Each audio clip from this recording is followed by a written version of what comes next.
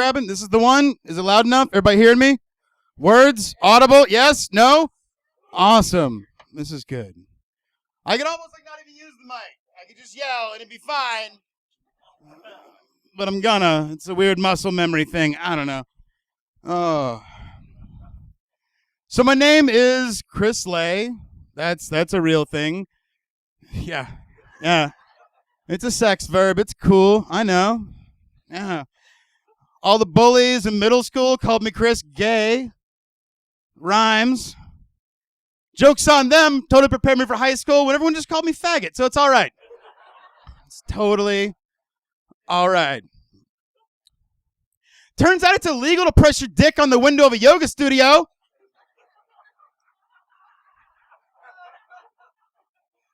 I don't know if you've seen what they're doing in there, but as far as I'm concerned, that's entrapment. You see them in there, they're performing. Like, I mean, like, they're just putting on a show. And, like, listen, if you go to a restaurant and you get good service, you tip well, right? Like, you're just showing them, hey, you appreciate what they're doing.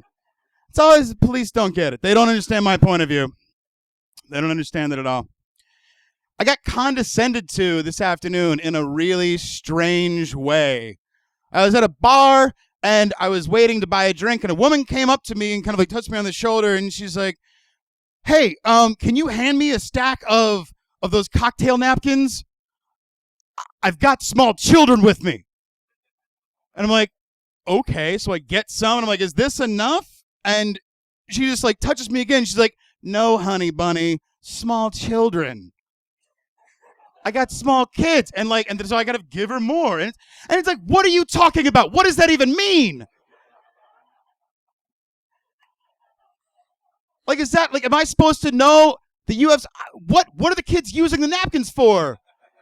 I was at the tornado room. You're bringing your, like, slobbering kids to the tornado room at happy hour? Do they get that messy? That's a problem. Or, like, I mean, are you just, like, spreading them out on the table like you brought your own crayons like it's a Denny's mattress? Like, what are you doing with these mattresses? What's like, oh, there's small kids. I should know that? What are you talking about? Is, like, small children, is that a metric amount of cocktail napkins that I just don't know?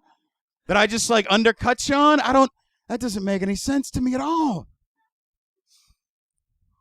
You ever see, like, we've all seen people crying in public, right?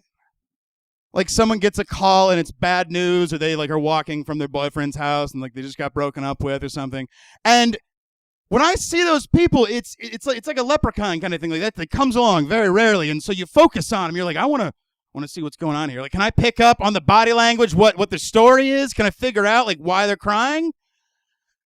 That happened to me today. I saw a chick like a ways off, and she was just like kind of walking slowly, and I'm like, oh, she's crying. I'm gonna get to let's fucking let them sit down. Let's like take advantage of this. Like, let's follow this. And then she got just a little close. She's like, nope, she's Asian. I'm sorry. Jay's the only one laughing in the back. I pitched that joke to him early. He's like, that's going to go over real good. It's not going to be that racist at all. And it turned out it was. Turned out that it was. I felt guilt when I was like, oh, she's Asian. I feel bad now. No, I can't do that. It's, ooh. I didn't feel guilty about going like, oh, she's destroyed as a human being. Let me sit down and like figure this out. It's like, oh, nope, racist me. That's what it was. You guys saw like the people that show up and they just have like all the pictures of aborted babies. And it's like, hey, aborted babies, don't do this. That ain't cool. This is the appropriate amount of like quiet for like this part of the joke. Don't worry. You laugh at that, you're terrible. But there was some guys that set up like here in Madison recently with all these things, and I'd never really kind of stopped. Like, I had like a lunch break down on Library Mall, and I just kind of sat down and checked it out. And I started paying attention. It's like, I got a favorite. There's like a tiny little itty bitty aborted baby, and it's my favorite because there's a quarter right next to it for scale. The quarter's about as big, and it's my favorite because I realized after like that photo shoot, like, somebody had to have kind of been like, well, that's still a quarter. And, like, they just, that is American money. You can spend that. That's out there. I have 3 quarters in my pocket right now. Dead baby quarters? Who knows? All of them? Maybe. I don't know. Where do they get the pictures? Like, is it like, do they make a deal with the lady, or they just like surprise her? It's just like, she's just kind of like, you just see a flash and the guy's just like going like, yeah, it's going to turn out great. And she's just like, huh? What? That? What? Is there a guy who's like selling these images to like the shitty Christians out there? They just want to like, browbeat you. He's just got like a portfolio. Like, yeah, I'll say these. Got all these. And they're like, no, we got a guy that was in here yesterday who's way better than you at taking pictures of dead babies. That's...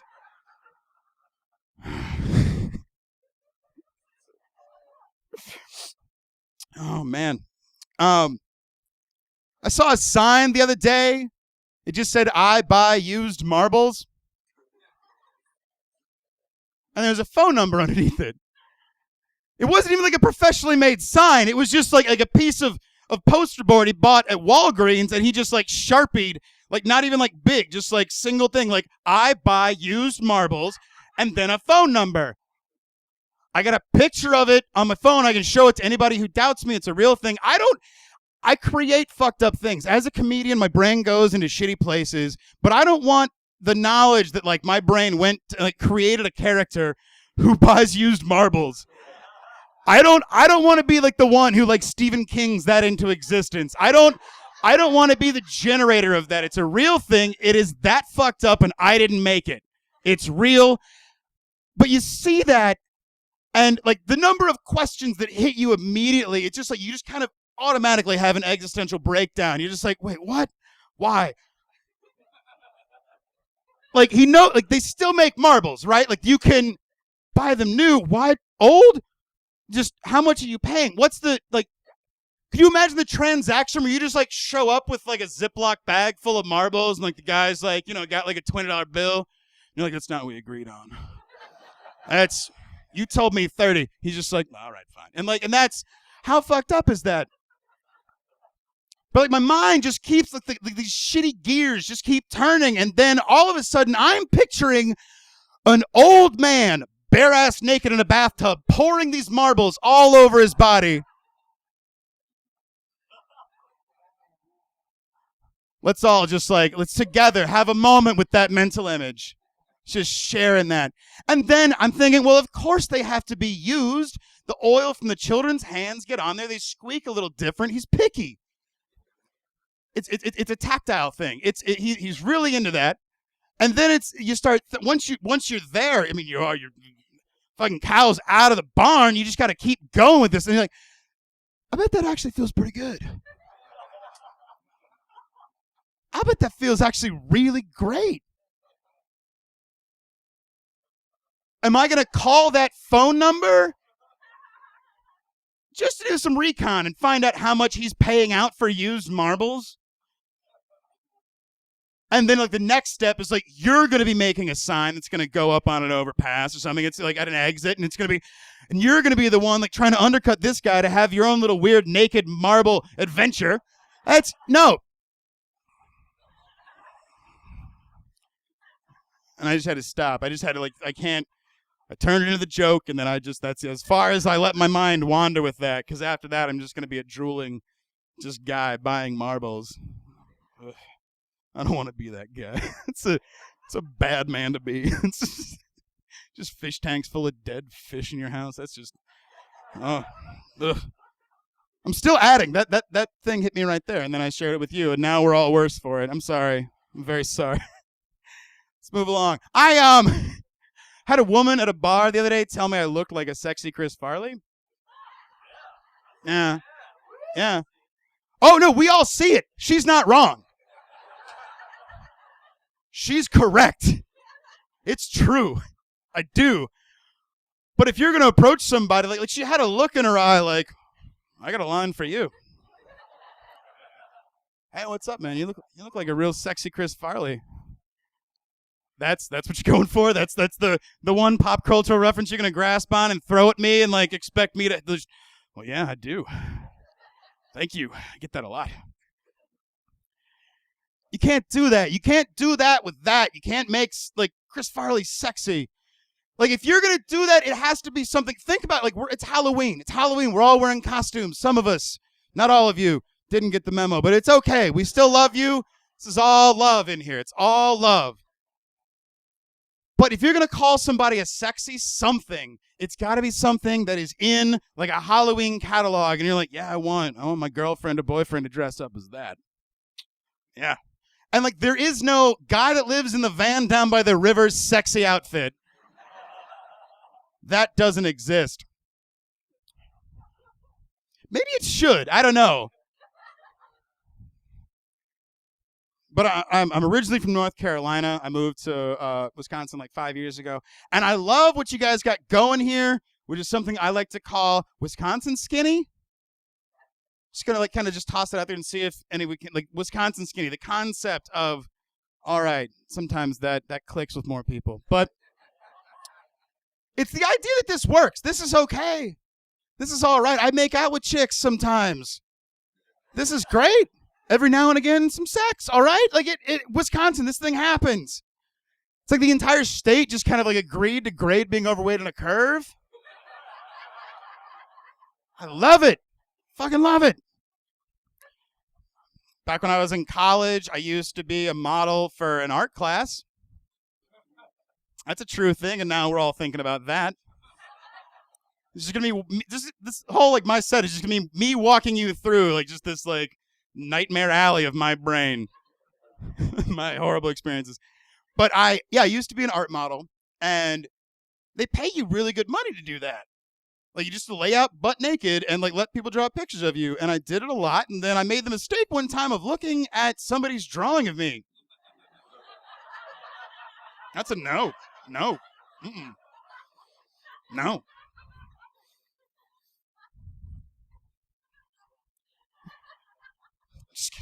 You're still laughing at this face, you guys, man. Yeah, let's see if we can milk this a little more. No. Mm-mm. And you see that, and you're like, oh, wait a second. These people are bad at drawing. That's why they're taking classes. They suck at drawing. But there still is that, like, that can't be me. I don't look like, no. Huh? And then it just degrades your self-esteem and how you see yourself. And then, like, the next week I went up and I'm just, like, laying out. And then so I've got all, like, the back of every single easel is facing me. And I just picture in my head just, like, nightmare after nightmare after nightmare on the other side of every single one. It's just like you know, like Sudan and the Holocaust. And, like, just, like, these nightmare scenarios of, like, the worst possible way that I look. And I had to quit. It was awful. Had a roommate in college who, like, when you're living in the dorms, like, you got, like, the weird people that live in the dorms, and you feel sorry for the roommates. You're like, you got stuck with the weird guy. That's shitty. Me and this other dude, I think, kind of worked out because we were both the weird guy. And we were both the weird guy because of this one moment that I'm going to describe to you, which was me saying to him, like, when you're in college, all right, like, you experiment a little bit, and I was just like, hey, man, is it cool if I sleep naked?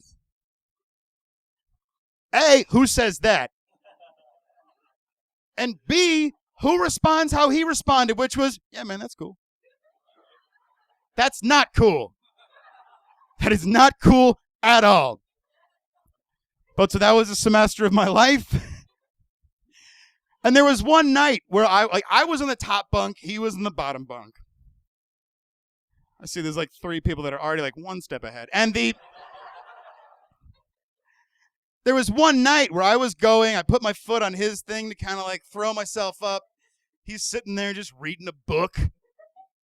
And he just looks up from his book as I'm kind of like just like throwing the leg up there. And he says, oh, Chris, your balls look really big tonight.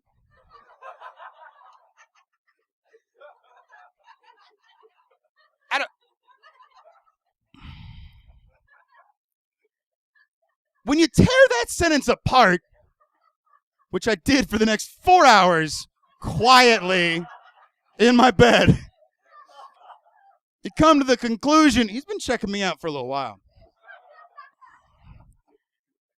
He's like maybe using me to gauge the weather. Like every single night he's like, oh, it might snow tomorrow. Like it's, you know, oh, barometric pressure's clearly dropped. Like, that's...